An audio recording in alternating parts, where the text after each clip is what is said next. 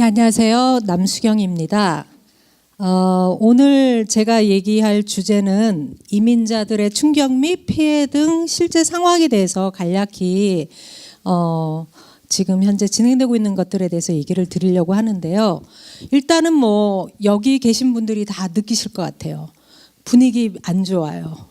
많은 분들이 되게 두려워하고 불안해하고 계세요. 그리고 특히 이제 저희들처럼 프랙티스를 이미그레이션 로를 하고 있는 사람들은 거의 매일 새로운 상황에 대해서 얘기를 듣고 또 의뢰인들에게 전화를 받고 하면서 정말 하루하루가 지난 한 달이 마치 몇 년처럼 너무나 많은 일들이 일어났어요. 근데 이제 지금 현재 사람들이 그렇게 두려워하고 있는 이유가 사실 신분이 없는 분들도 당연히 이제 두려워하시죠. 왜냐하면 이렇게 신분 없는 사람들 다 추방해버리겠다고 지금 미국에 있는 1,100만 서류 미비자들을 다 추방을 하겠다고 공언을 하고 있으니까 엄청나게 많은 사람들이 있잖아요. 이분들도 두려워하시는데, 근데 신분이 없으신 분들뿐 아니라 현재 영주권이라든가 다른 비자 케이스가 파일이 돼서 기다리고 계신 분들도 불안해 하시고요. 왜냐하면 이게 접수가 되고 앞으로 이제 승인을 날려면 몇 달 기다려야 되는데 그 사이에 어떤 게 어떻게 바뀌어서 케이스에 영향을 미칠지 몰라서 두려워하고 계시고요. 그리고 이제 심지어는 영주권을 지니신 분들도 불안해 합니다. 왜냐하면 이민법 하에서는 미국 시민권자가 되기 전까지는 미국을 나갔다가 들어올 때 항상 인스펙션이라는 걸 받아야 돼요. 예를 들어 공항에서 이민국 관리 앞에서 영주권 보여주고 이렇게 하잖아요. 그래서 그 자리에서 이 심사관이 생각했을 때 이 사람이 문제가 있다라고 하면은 영주권자 같은 경우에도 추방 재판에 회부할 수 있고, 또 그렇게 되면 즉 시민권을 딸 때까지는 언제든지 추방 절차에 회부돼서 추방될 수 있는 가능성이 있기 때문에 많은 영주권 신분을 가지신 분들도 두려워하시죠. 그래서 이제 시민권을 어떻게 신청해야 되느냐라고 이제 문의가 많이 들어오시고요. 실제로 저희가 이제 하려는 일 중에 하나는 실제로 자격이 되시는 분들은 최대한 많이 시민권을 신청하셔서 따시기를 저희가 권유하고 있습니다. 왜냐하면 그것이 가장 이제 안전한 이런 추방의 위협에서 벗어날 수 있는 가장 안전한 길이니까요. 근데 이제 지금 트럼프 대통령이 그러니까 취임하고 나서 몇 개 지금 최영수 변호사님께서 말씀하신 것처럼 행정명령을 발표했는데, 특히 이제 지금까지 나온 것 중에서 가장 큰 폭탄이었던 게 이제 1월 27일 날 사인해서 나온 무슬림 입국 금지 행정명령이었거든요. 근데 이제 그것이 실제로 발표된 내용과 바로 현장에서 집행된 내용에 좀 차이가 있어요. 그것을 보면서 사람들이 더 두려워하는 거예요. 그러니까 예를 들면은 행정명령에서는 7개국 무슬림 국가에서 오는 국민들을 입국을 90일 동안 금지시키겠다.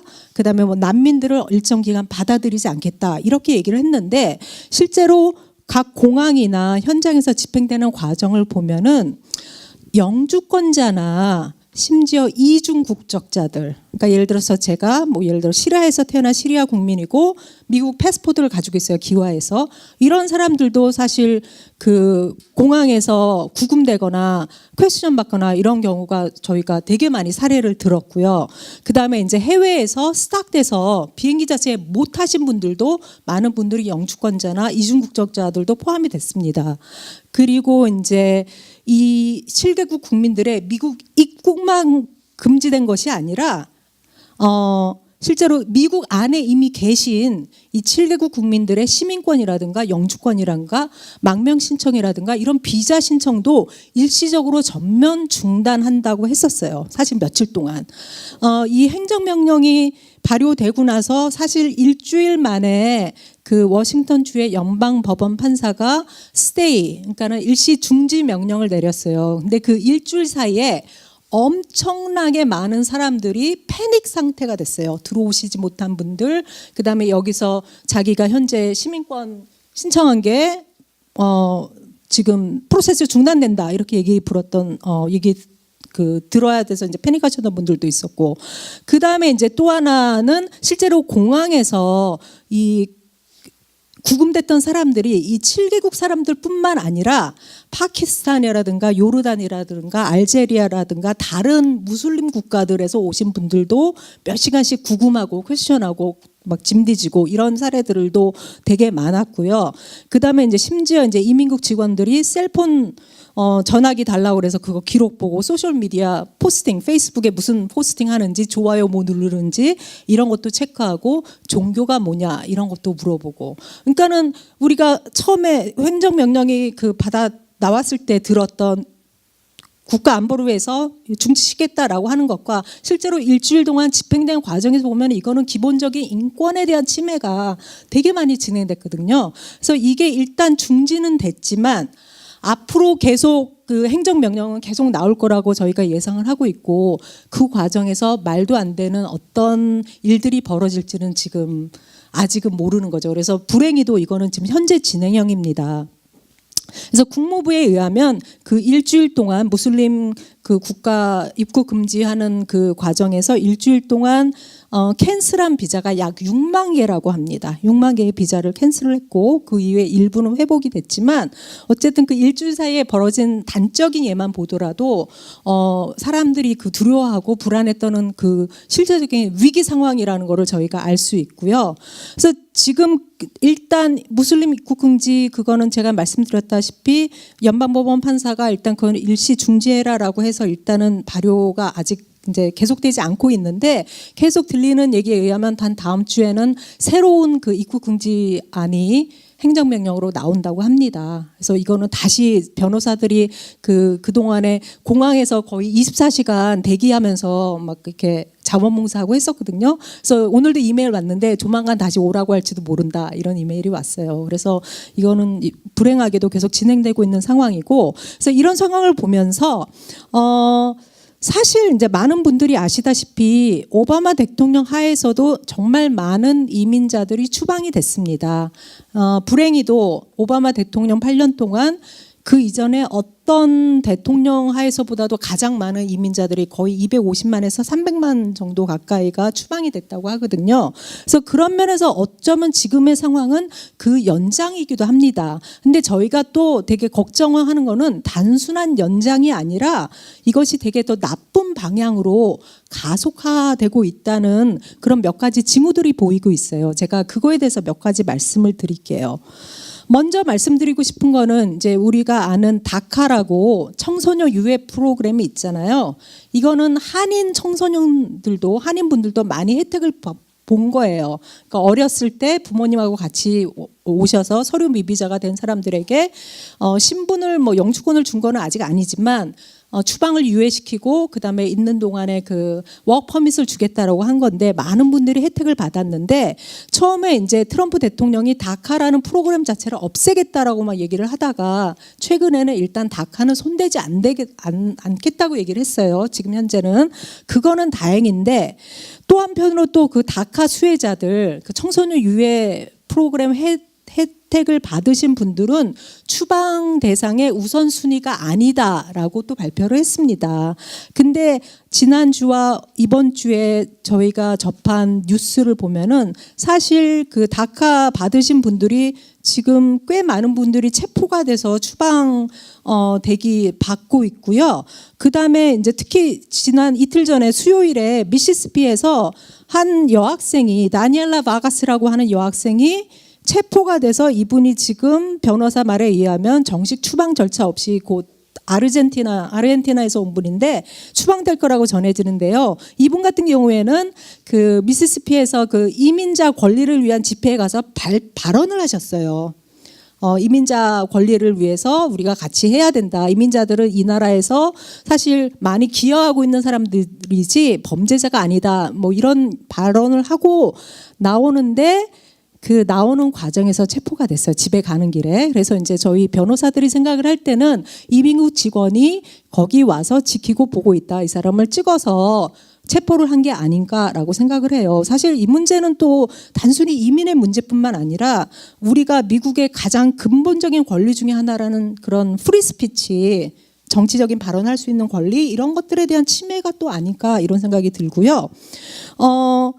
또 이제 유비자라고 있어요. 많은 분들이 잘 모르시는 비자인데 유비자라고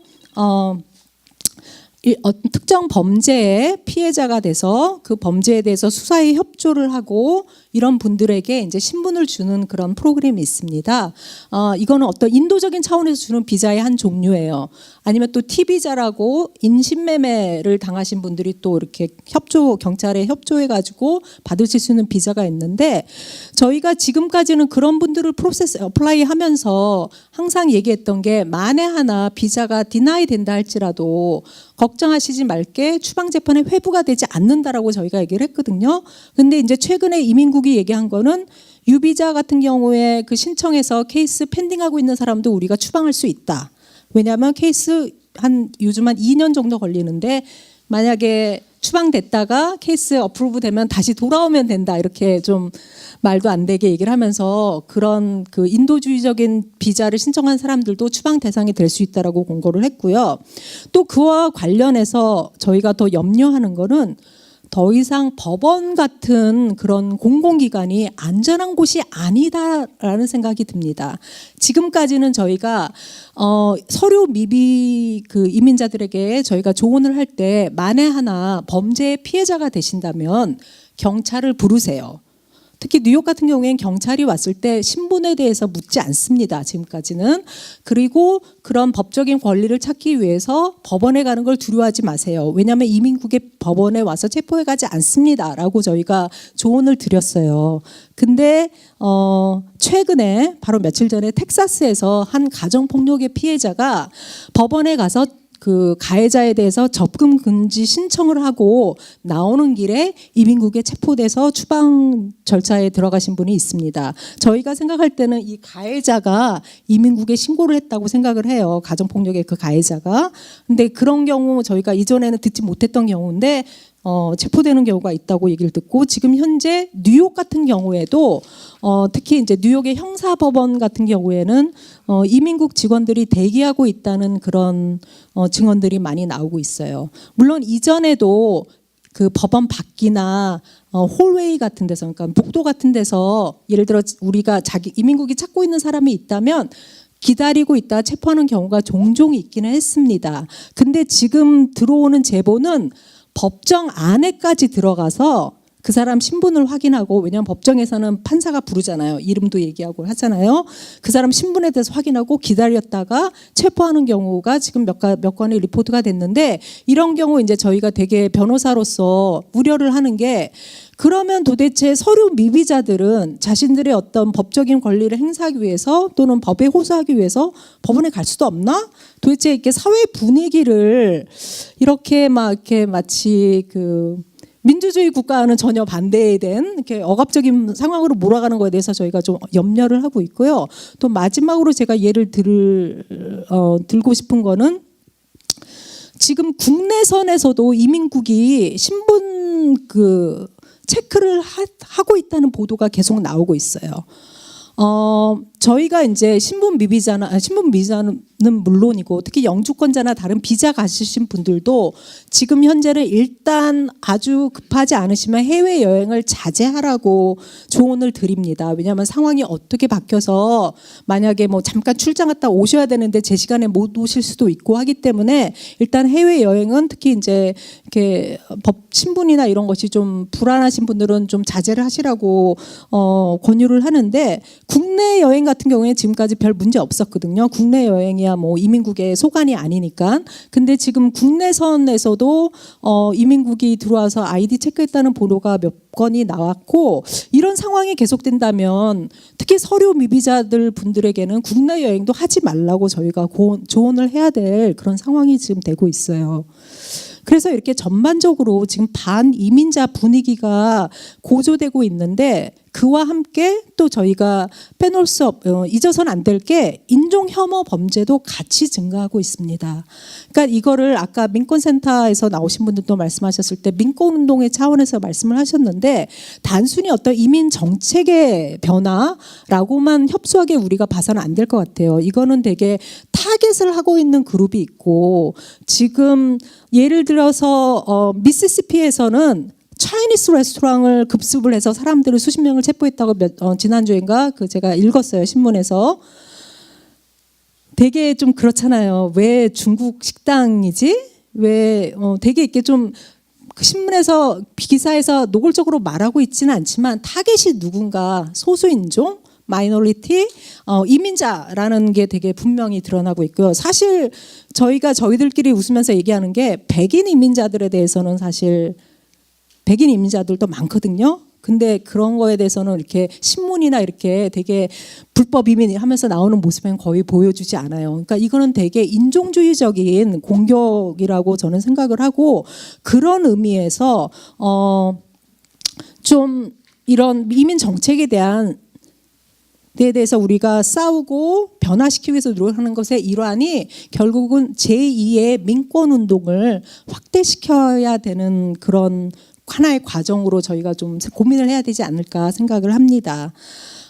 제가 마지막으로 한 가지 더 얘기하고 싶은 거는요. 상황이 참 위급하고 긴급해요. 너무너무 이렇게 불안하고. 근데 이럴 때일수록 좀 침착해야 될 필요도 있어요. 패닉하지 말 필요. 제가 이 얘기를 왜 하냐면 벌써 히스패닉 커뮤니티나 이런 데서 이민 사기 얘기를 저희가 들어요. 전화가 온대요. 너 신분 문제 있는데 내가 도와줄게. 몇천 불 내면은 뭐 어떻게 하는데, 이런 거는 이전에도 사실 이민자들 커뮤니티 내에서 공공연히 있었거든요. 그래서 신분이 불안하신 분들을 그 마음을 이용해서 돈 몇천 불 뜯어가고 결국 신분도 더 뭐 사기나 이민 사기 이런 거에 연루돼 가지고 정말 구제 더 하기 힘들게 만드는 그런 게 있었는데, 지금 저희가 볼 때는 이런 불안한 심리를 이용해서 이득을 보려는 또 나쁜 사람들이 있습니다. 그래서 절대 이민 사기 조심하시고요. 즉 그 얘기는 뭐냐면 정식 변호사들하고 꼭 상담을 하시고요. 누가 쉽게 신분을 구제해 줄게 이런 방법이 있다라고 하는 거에 특히 저희 이민자 커뮤니티에서 혹하면 안 될 것 같고요. 만에 하나 이민 사기가 의심되는 경우에는 뉴욕 스테이트 어터니 제너럴 오피스에 보면은 이미그레이션 서비스 프로드 핫라인이 있어요. 아니면 또 그 연방 정부에도 그런 비슷한 헬프라인이 있는데 그런데 신고를 하시면 됩니다.